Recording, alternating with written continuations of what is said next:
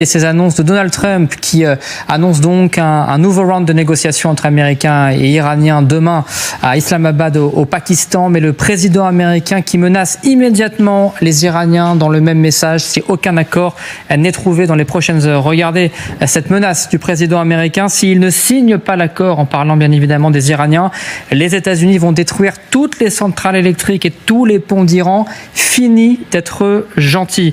La tension est à son paroxysme et personne ne sait encore comment tout cela va finir. En ce moment même, au cœur du Moyen-Orient, une crise sans précédent se joue, une crise qui pourrait redessiner l'équilibre géopolitique mondial pour les décennies à venir.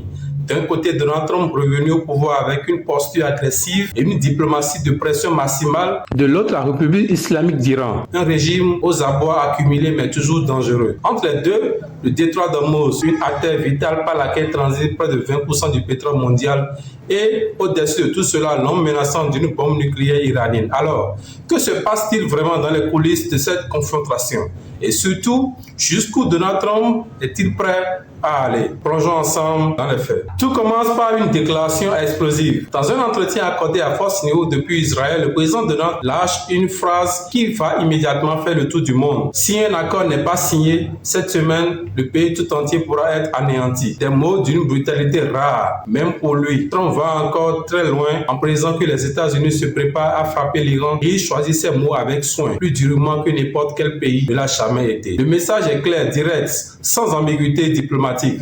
Pour comprendre la gravité de cette déclaration, il faut les replacer dans leur contexte immédiat. Le cessez-le-feu en vigueur au Moyen-Orient arrive à expiration, moins de 112 heures. C'est le compte à rebours. Et dans ce contexte déjà explosif, l'Iran commet un acte qui va tout précipiter. Ses forces ouvrent le feu sur 2 navires commerciaux traversant le détroit d'Ormuz. Ce passage stratégique situé entre la péninsule arabique et les côtes iraniennes. Une provocation délibérée, une démonstration de force d'un régime qui refuse de plier ou bien un signal d'une direction intérieure iranienne fracturée, incapable de parler d'une seule voix. Trump, lui, ne tergiverse pas. Il réplique avec sa rhétorique habituelle, percutante et calculée. Ils ont joué un jeu dangereux, comme ils le font déjà depuis 47 ans. Personne ne les a jamais affrontés. Nous l'avons fait. Puis, dans une formule qui résume toute sa philosophie de rapport de force, ils n'ont pas de marine. Et d'ajouter en 2 mots qui sonnent comme un verdict, changement de régime. Côté iranien, la situation est tout aussi révélatrice, mais pour des raisons différentes. Ce que l'on observe, c'est la marque d'un pouvoir profondément divisé. Le ministre des Affaires étrangères iranien affirme publiquement que le détroit d'Ormuz est ouvert et que les navires peuvent passer librement. Quelques heures plus tard, d'autres responsables via les médias d'État le contredisent ouvertement. Le président du Parlement iranien, figure emblématique des négociations en cours, montre et chrono avec une déclaration ferme. Notre peuple doit savoir que le détroit est sous le contrôle de la République islamique. Il va même jusqu'à affirmer que des navires de déminage américains ont tenté d'entrer dans la zone et que l'Iran les a fait reculer. Il qualifie les actions américaines de violation du cessez-le-feu et lance un avertissement. Si vous agitez, nous frapperons. Voilà donc le tableau. D'un côté, une diplomatie iranienne qui envoie des signaux contradictoires, de l'autre, un parlement iranien qui joue la carte du nationalisme et de la résistance. Ce n'est pas la marque d'un régime fort et unifié. C'est la marque d'un régime en tension interne, pris en étau entre la pression extérieure américaine et ses propres lignes du intérieur. Parlons maintenant de l'enjeu économique, parce qu'il est colossal et souvent sous-estimé dans les analyses médiatiques. Le détroit d'Ormuz, c'est la jugulaire de l'économie mondiale. Chaque jour, des millions de barils de pétrole en transit, du gaz naturel liquéfié, des marchands de toutes sortes empruntent ce corridor maritime de quelques dizaines de kilomètres. Le bloquer, même partiellement, c'est envoyer une onde de choc sur les marchés mondiaux. Et c'est exactement ce qui se passe. Des organisations maritimes internationales, à commencer par le BIMCO, l'une des plus grandes associations de l'industrie du transport maritime mondial, ont publié des alertes urgentes. Leur message est sans équivoque. Même si Donald Trump affirme que le détroit est ouvert, la réalité sur le terrain est différente. Il existe toujours une menace de mine dans la zone. Les navires doivent éviter la région. Conséquence directe, les compagnies de navigation refusent de s'aventurer dans les eaux. Les prix du pétrole s'emballent, les marchés s'inquiètent et le secrétaire américain à l'énergie, Chris White, est interpellé directement sur la question. Sa réponse se veut rassurante. Les négociations sont en cours, malgré que l'on entend publiquement. Et elles se passent plutôt bien. Il prédit un accord à venir. un accord qui, selon lui, mettra fin à 47 ans de terrorisme d'État iranien tout en offrant au peuple iranien une trajectoire plus stable. Mais les marchés, eux, n'attendent pas. Et chaque heure qui passe sans accord est une heure de plus de pression économique sur la planète entière. Derrière les escarmouches maritimes, derrière les déclarations fracassantes, derrière les tensions régionales, il y a une question centrale qui structure toute cette crise, le nucléaire iranien. Depuis des décennies, l'Iran avance méthodiquement vers la bombe atomique. Des centrifugeuses qui tournent, de l'uranium enrichi à des niveaux alarmants, des installations militarisées souterraines. Les experts s'accordent, l'Iran n'est plus très loin du seuil.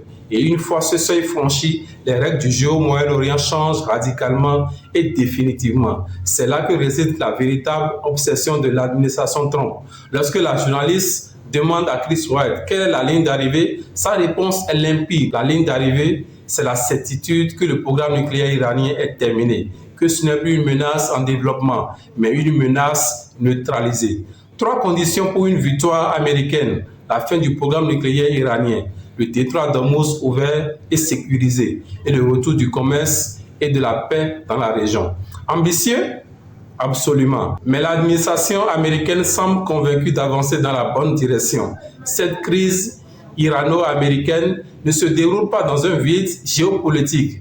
2 autres dossiers méritent attention. Au Liban, d'abord, le cessez-le-feu avec le Hezbollah reste fragile. Des frappes iraniennes ont visé les milices pro-iraniennes, qualifiées d'actes de légitime défense après la mort d'un soldat iranien et 9 blessés dans l'explosion d'un engin explosif. L'objectif d'Israël demeure constant, le désarmement du Hezbollah par la voie militaire ou politique. Et Washington, avec ses leviers diplomatiques, pèse de tout son poids sur Beyrouth. Côté russe, ensuite, une polémique éclate. Des sénateurs démocrates américains accusent Trump de laisser Vladimir Poutine tirer profit de la situation. Selon eux, les revenus pétroliers russes auraient presque doublé en masse, bénéficiant indirectement de la fermeture partielle du détroit d'Ormuz. Leur conclusion: Poutine est le grand gagnant de cette crise. Chris Wright balaie ces accusations d'un revers de main, qualifiant les déclarations diplomatiques d'irresponsables et absurdes.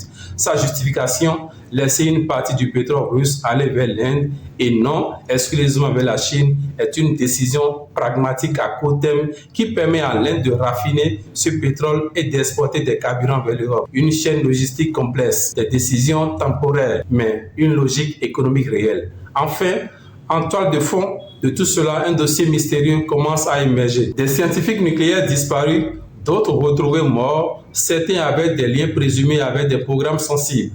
Le département américain de l'énergie confirme qu'une enquête coordonnée entre plusieurs branches du gouvernement est en cours. Pour l'instant, aucun élément alarmant n'a été trouvé. Mais l'enquête continue. Nous sommes donc à un moment charnière, un accord ou un conflit ouvert, la paix ou l'escalade. Le monde observe, les marchés tremblent, les diplomates négocient dans l'ombre. Une chose est certaine, les prochains jours seront décisifs et l'histoire retiendra ce moment comme l'un de ces points de bascule où tout pourrait encore basculer dans un sens comme dans l'autre. Restez informés, la suite au prochain épisode.